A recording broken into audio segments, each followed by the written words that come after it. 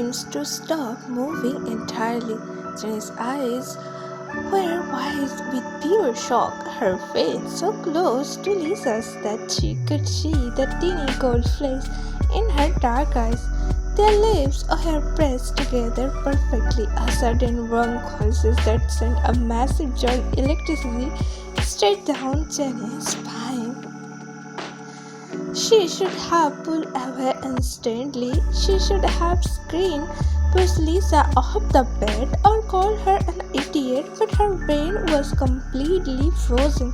Her hands, which were still resting against Lisa's chest, lost all their strength. Instead of pushing, her fingers slightly gripped the soft fabric of Lisa's shirt. Beneath her, Lisa was just as shocked. The usual playful, confident rebel was entirely gone.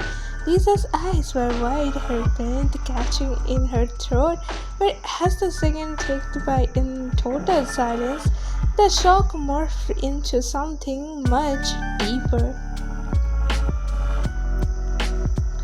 Lisa's hands, which were resting on Jenny's wrist, didn't let go. Instead, her grip tightened just a fraction, pulling Jenny a teeny bit closer against her body.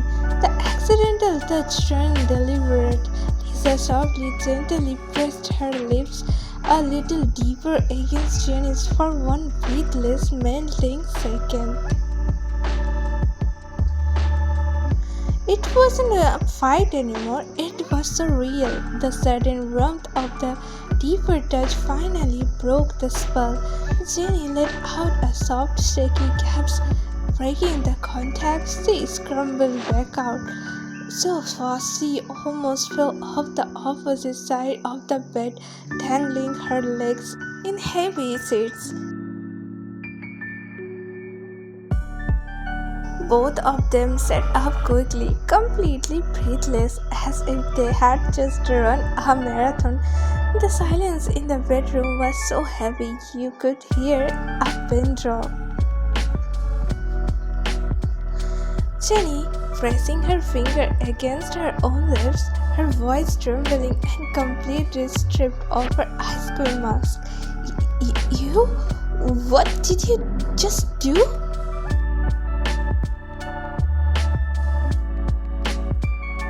Lisa, rubbing the back of her neck, her cheeks sporting a bright pink blush that Jenny had never seen on her before.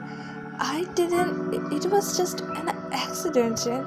You pulled the pillow and we just call it. Jenny said, the first part was an accident, but then you didn't move. You stay right there.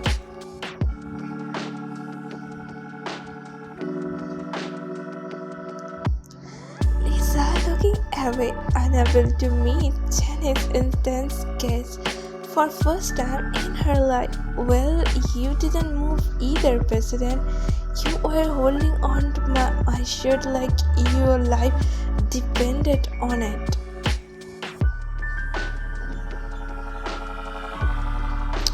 Jenny said, because I was shocked. My brain stopped working. You were supposed to be the sensible one and pull away quickly, right? Lisa, turning her head back, her voice losing its teasing edge and becoming completely soft, almost vulnerable. How am I supposed to be sensible when you are looking at me like that, Jenny? Do you really think I'm made of stone? Jenny felt a massive wave of butterflies explode in her chest. Her face was burning so hot, she was sure she looked like a tomato. She couldn't handle the intensity of Lisa's eyes right now. It was too much. The bickering wasn't working anymore to hide the massive spark. Without another word, Jenny grabbed her own blanket, yanked it over her shoulder, and turned her back completely towards Lisa.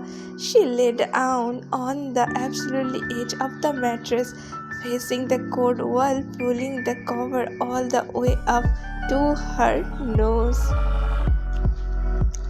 Jenny, her voice moved by the blanket. Go to sleep, Monovan. Don't say another word. Not even a single syllable was okay. Don't mention this kiss again anymore. Lisa started at Jenny's cover back for a long moment. A small, quiet smile played on her lips, but her own heart was hovering wildly against her ribs. She lay down on her own side of the bed, turning her back to face the window, staring out at the moonlight. Lisa softly whispering into the dark room, "Good night, Nene." Jenny squeezed her eyes shut, her lips still tingling from the kiss. Neither of them said another word, and neither of them fell asleep for hours, both trapped in the quiet dark, listening to loud, twisting rhythm of each other racing heart. So after this chores, the bright morning sun streamed through the large windows, filling the bedroom with golden light. Jenny slowly opened her eyes, groaning slightly as her brain woke up. But as the time to move, she realized she couldn't. During the night, the cold air had forced them to drift together. Jenny was lying on her side, and Lisa was facing her, only inches away. They were sharing the same blanket. Lisa's arm was resting gently near Jenny's waist, and their breath was particularly mingling at the small. Jenny froze, her heart instantly doing a wild flip. She stared at Lisa's sleepy face. Without the sharp teasing smirk, Lisa looked surprisingly soft and peaceful.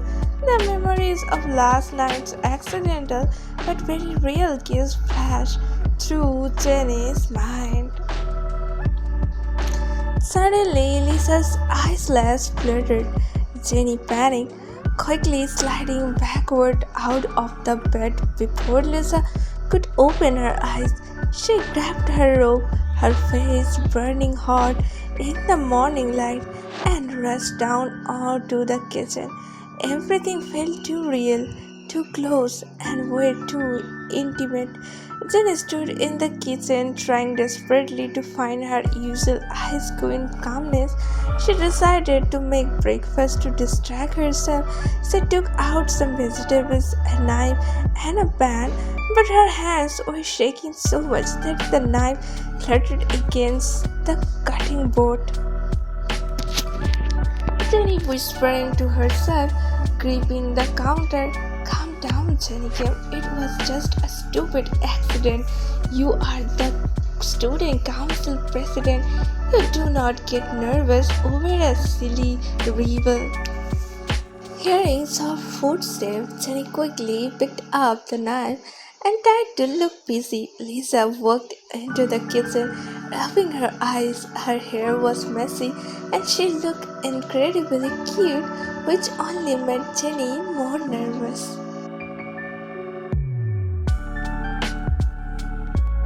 Jenny, keeping her back turned, turning to sound cold, "You were awake. Good.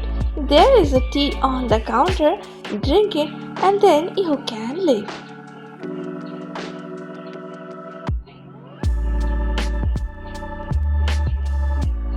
Lisa didn't answer with a sarcastic comment. Instead, she walked over silently and stood right next to Jenny. She noticed the way Jenny's fingers were trembling as she reached to cut a tomato. The knife slipped slightly, almost nicking Jenny's finger. Without a word, Lisa reached out. Her warm, steady hands gently covered Jenny's shaking hand, stopping the knife. Lisa softly, her voice deep with morning sleepiness. Hey, give me the knife before you hurt yourself. You are going to cut your finger off at this rate?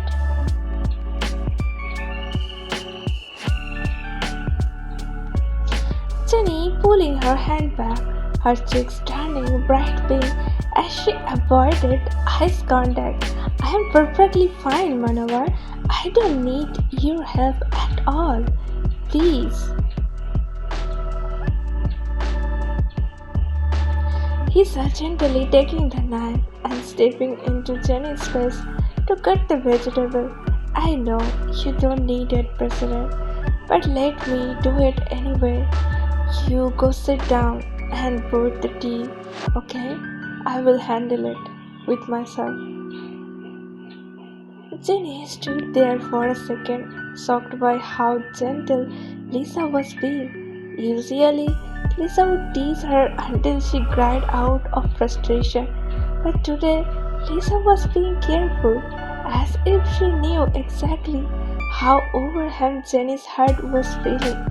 Jenny walked to the stove with a red face, carefully pouring the hot tea in 2 mugs, a secret teeny smile formed on her lips, and Lisa wasn't looking at her. They ate breakfast in a comfortable, quiet silence. Neither of them mentioned the guest, but the heavy romantic tension was hanging in the air. Every time their eyes met, Jenny would look away quickly, biting her lips, while Lisa would just offer a soft, reassuring smile. Once they finished, Lisa stood by the front door, picking up her motorcycle jacket and twisting her keys around her finger. Jenny stood a few feet away, her arm crossed, trying to look like she was happy to see her leaving. Jenny said, Well, thank you for the snacks last night and for helping with breakfast. I will pay back it. Lisa, slipping her jacket on, looking directly into Jenny's eyes. Don't worry about it. Thanks for letting me stay. It was a pretty unforgettable night. Jenny's heart skipped a beat, her face flushing again. She opened the door to let Jenny out. Lisa out. Lisa stepped across the doorway, but right before she walked out into the driveway, she stopped. She turned around, leaning against the doorframe, her eyes turning incredibly soft. She reached out, her finger gently tapping the tip of Jenny's nose. Lisa softly, with a gentle smirk, I will see you at school, Nini. Jenny froze, the beneath completely leaving her lungs. Nini? No one had ever called her that. The cute, intimate nickname felt like a warm wave washing over her.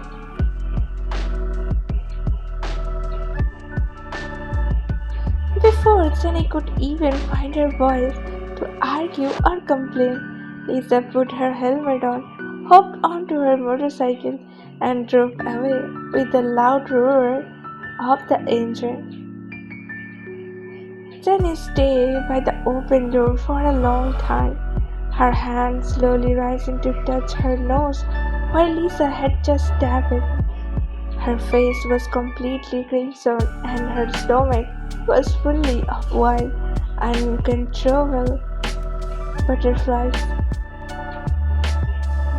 Jenny whispering to the empty driveway, a massive blush covering her face. Nini, what is she doing to me? To be continued.